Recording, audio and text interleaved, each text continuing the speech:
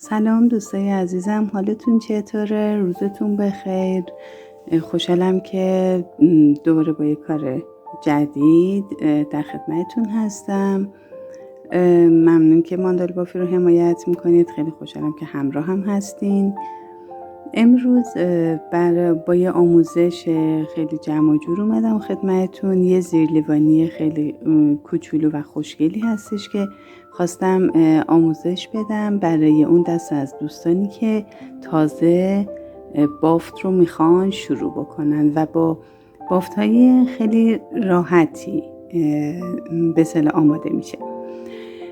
زیرلیوانیمون به این صورت ما شروع به بافت میکنیم که یه حلقه جادویی باید ایجاد بکنیم. حلقه جادویی هم به این صورت هستش که حالا این نخ منم گره خورده. به این صورت هستش که ما سر نخ رو دستمون میگیریم و ادامه نخ رو دور انگشت سبابه میپیچیم و بقیهش رو با انگشتای دیگه‌مون نگه میداریم. ببینید ما اینجا یه فرم ضربدر ایجاد کردیم. قلابمون رو میبریم زیر اون نخی که مربوط به سر نخ هست و نخ بزرگتر رو میکشیم بیرون و بعد یه نخ میگیریم و یک زنجیره میزنیم. به این صورت حلقه ما تقریبا بسته میشه، یعنی دیگه تغییری نمیکنه. داخل این حلقه من باید 24 تا پایه کوتاه ببافم. پایه کوتاه رو هم که امیدوارم که بلد باشید، آموزشش رو توی کانال گذاشتم، میتونید استفاده بکنید. من الان 3 تا پایه کوتاه بافتم، 4 5 6 7. اجازه بدین من 24 تا رو ببافم.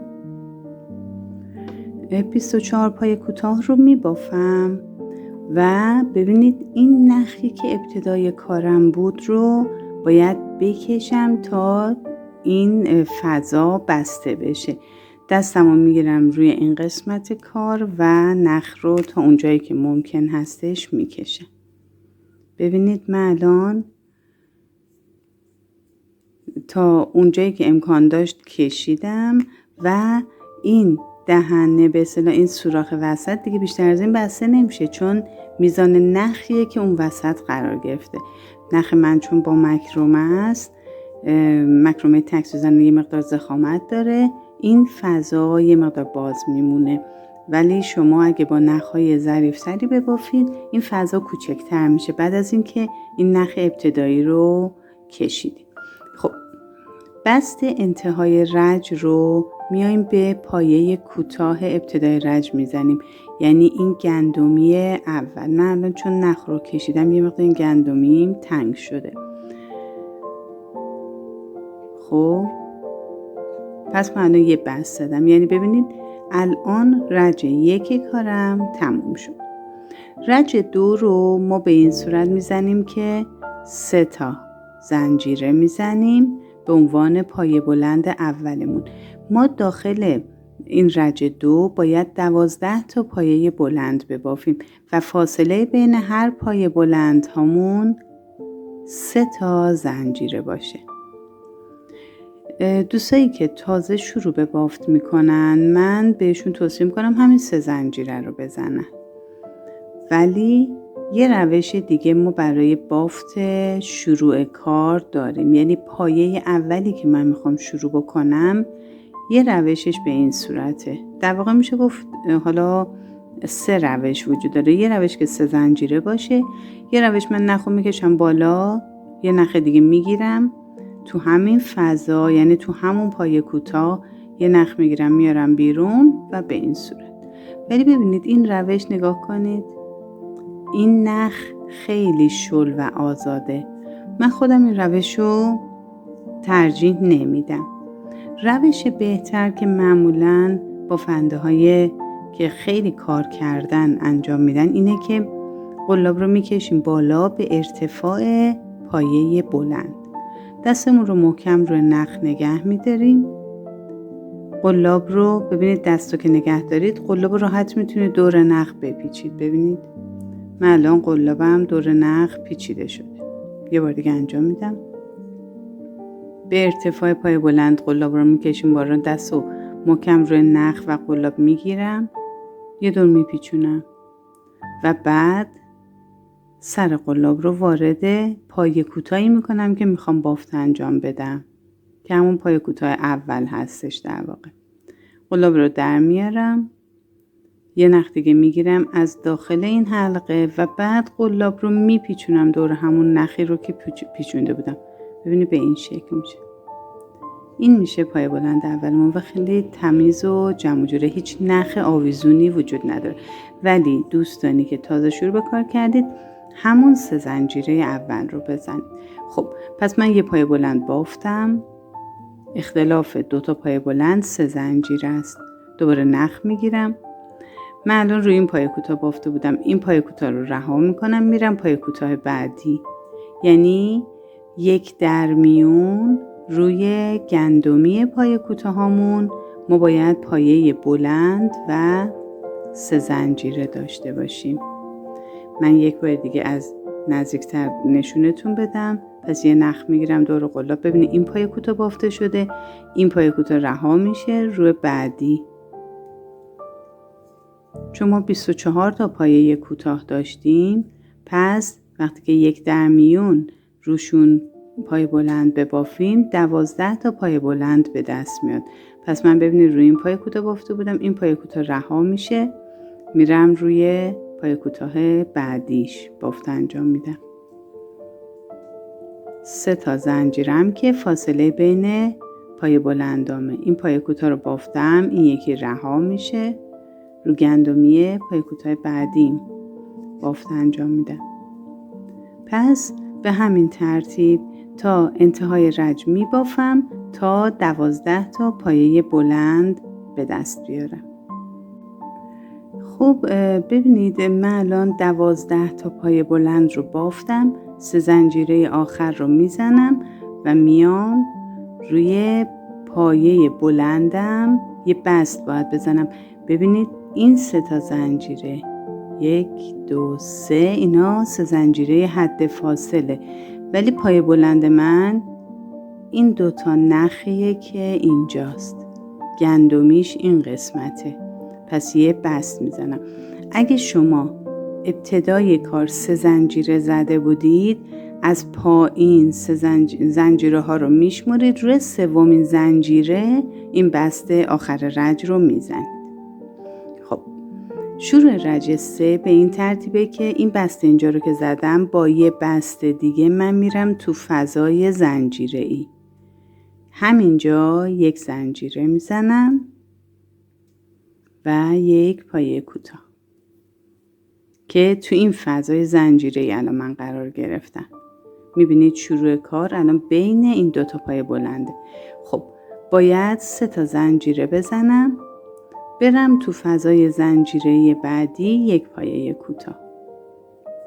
3 زنجیره تو فضای زنجیره بعدی 1 پایه کوتاه. 3 زنجیره تو فضای زنجیره بعدی 1 پایه کوتاه. خیلی راحته. کلا این زیر لیوانی خیلی راحته. همین رج رو لطفا با همین روش فقط 3 زنجیره و تو فضای زنجیره پایه کوتاه ببافید تا انتهای رج. برای ادامه کار برمیگرد. خب من زنجیره ها رو زدم، آخرین 3 زنجیره رو زدم و میام روی پای کوتاه ابتدای رج رو گندمیشو میگیرم و 1 بست میزنم. به این صورت. همینجا 1 زنجیره میزنم و 1 پایه بلند باید رو همین قسمت اتصالم ببافم.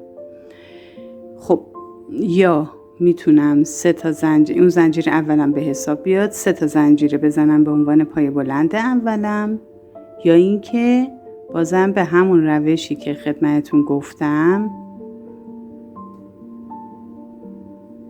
نخ رو به اندازه بلندی پایه بلند میکشم بالا، دستم رو روی نخ و قلاب نگه میدارم، میچرخونم قلاب رو، وارد همون فضا میکنم، میارم یه نخ میکشم بیرون، یه نخ میگیرم از داخل این حلقه و بعد قلاب رو میچرخونم.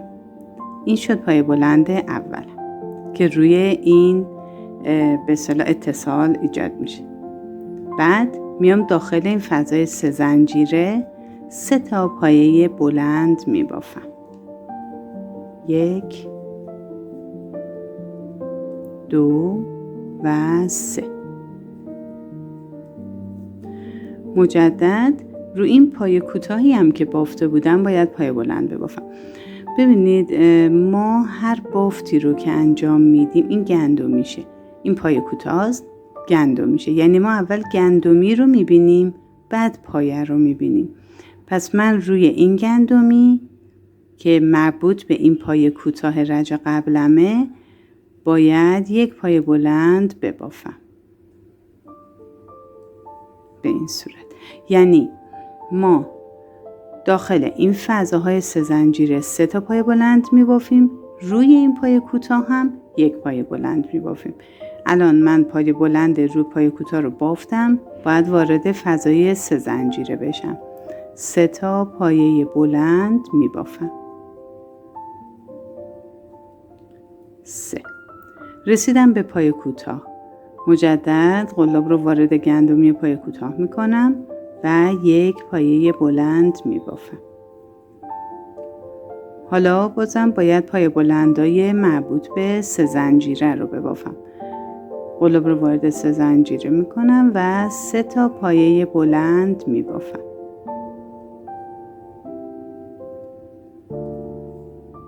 ببینید تمام این رج از پایه بلند تشکیل شده. پس توی فضاهای 3 زنجیره 3 تا پایه بلند، روی پایه کوتاه هم 1 پایه بلند میبافیم. ببافید تا انتهای رج. خب عزیزان این رج هم پایه بلندا رو کامل بافتم. روی این پایه کوتاه ابتدای رج ما این پایه بلند رو بافته بودیم. پس میام گندمی پایه بلند رو میگیرم و 1 بست میزنم. اگه شما دوستان ابتدای کار 3 زنجیره زده بودید برای پایه بلند اول، از پایین میشمرید 1 2 3 و رو 3مین زنجیره بست میزنید. درسته؟ همینجا 2 تا زنجیره میزنم به عنوان شروع کار. ببینید ما توی این قسمت باید روی 3 تا از پایه بلندامون 3 تا پایه بلند نیمه ببافیم و با هم ادغام کنیم. یا میتونم پایه بلند اولم رو به صورت 3 زنجیره بزنم، روی اینم 1 پایه بلند، رو پایه بلند بعدی هم 1 پایه بلند نیمه البته ببافم با هم ادغام کنم، و یا میتونم این کارو بکنم. بازم نخ رو به ارتفاع پایه بلند بکشم بالا، نگه دارم، بچرخونم و یه نخ بگیرم به این صورت و این. تو همین مرحله میشه پایه بلند نیمه. دیگه آخرین مرحله کور کردن رو انجام ندم. تو همین مرحله پایه بلند اولم رو نگه میدارم، یه نخ میگیرم. ببینید اینی که من بافتم مربوط به این پایه بلنده. حالا بعد از پایه بلنده بعدی روی این پایه بلند میرم، 1 پایه بلند نیمه، یعنی تا این مرحله نگه میدارم، دوباره یه نخ میگیرم، میرم رو پایه بلند بعدی، یه نخ میگیرم میارم بالا، یه پایه بلند نیمه دیگه میبافم. الان 4 تا نخ روی قلابم هست، اینا رو با هم یکی میکنم. ما به این میگیم ادغام. بعد 7 تا زنجیره میزنیم، 3 4 5 6 و 7. میرم روی 3 تای بعدی که نبافتم. نگاه کنید آخرین پایه‌ای که بافتم مربوط به اینه. ببینید تو این قسمت، تو گندمی این قسمت قرار داره. پس من از این پایه باید شروع کنم. رو پایه نبافته میرم یه دونه پایه بلند نیمه میبافم، دوباره یه نخ میگیرم، روی پایه بلند بعدیم یه پایه بلند نیمه میبافم، دوباره یه نخ میگیرم و روی پایه بلند سوم یه پایه بلند نیمه میبافم و 4 تا نخ رو با هم دیگه یکی میکنم. مجدد 7 تا زنجیره میزنم. 5 6 7. میرم روی 3 تا پایه بلند بعدی که بافت انجام ندادم. ببینید آخرین بافتم روی این پایه بلنده، پس من از اینجا باید شروع کنم. یه پایه بلند نیمه، روی پایه بلند بعدی یک پایه بلند نیمه و روی پایه بلند بعدی هم یک پایه بلند نیمه. 4 تا نخ رو با هم ادغام میکنیم. 3 4 5 6 و 7. پس به همین صورت تا انتهای رج میبافیم و این پایه های ادغام رو ایجاد میکنیم. خب دوستان، به انتهای رج 5 رسیدیم. ما باید توی این رج 16 تا از این فضاهای ادغامی داشته باشیم و فراموش کردم تو رج قبل بگم این پایه های بلندمونم باید تعدادش 48 تا باشه تا اینکه ما بافتمون دچار مشکل نشه. برای بست انتهای رج ما باید 7 تا زنجیره میزدیم به اینجا وصل کنیم. جای 7 تا زنجیره 4 تا زنجیره میزنم. جای 3 زنجیره بعدی میام این قسمت ادغام رو میگیرم و یک پایه بلند میبافم به این صورت. چون که من بافتم و باید از این وسط شروع کنم، یعنی از وسط این 7 زنجیره من باید بافتم و شروع میکردم. به خاطر همین بهترین کار این بودش که با یه پایه بلند اتصال رو برقرار کنم که قلابم این وسط قرار بگیره. خب 2 تا زنجیره میزنم. شروع رج 6 هستیم. باید داخل این فضای 7 زنجیره 5 تا پایه بلند ببافیم. حد فاصلشون هم 2 زنجیره باشه. پس شروع میکنیم. یه نخ دور قلاب رو داخل 7 زنجیره میکنم و یک پایه بلند میبافم. 2 تا زنجیره، مجدد یک پایه بلند میبافم. 2 زنجیره، یک پایه بلند، 2 زنجیره. این 4مین پایه بلنده که دارم میبافم. 2 زنجیره، ببینید 1 2 3 4 و 5مین پایه بلند، 2 زنجیره. به این صورت شد.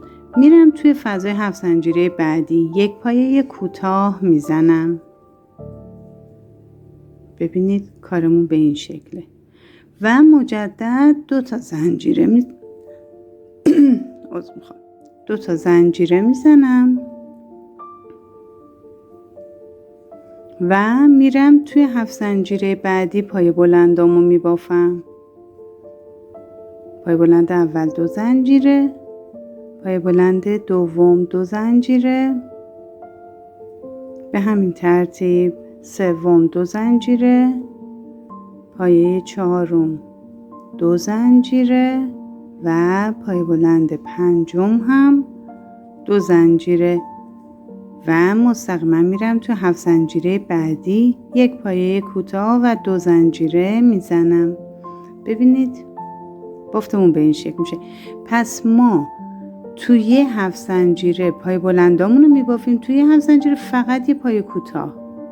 مجدد میرم تو 7 زنجیره بعدی 5 تا پای بلند میبافم، تو 7 زنجیره بعدی پای کوتاه. درسته؟ پس این رو رعایت کنید تا انتهای رج. خب دوستان ببینید به انتهای رج رسیدیم. 2 زنجیره رو میزنم به این قسمت بستی که یادتونه پای بلند بافته بودیم، به اولین گندمیش میام یک بست میزنم. پس بافتمون به این شکل شد. درسته؟ رج آخر هستیم. باید با یه بست دیگه بیام تو این فاصله و همینجا یک زنجیره که البته این زنجیره جز این 4 زنجیره به حساب میاد. 4 زنجیره میزنم، میام تو فضای 2 زنجیره بین پایه بلند اول و دوم یک پایه کوتاه میزنم. مجدد 4 زنجیره میزنم، میام بین پایه ها یک پایه کوتاه میزنم. 4 زنجیره میزنم، بین 2 تا پایه‌ای که نبافتم 1 پایه کوتاه میزنم، 4 زنجیره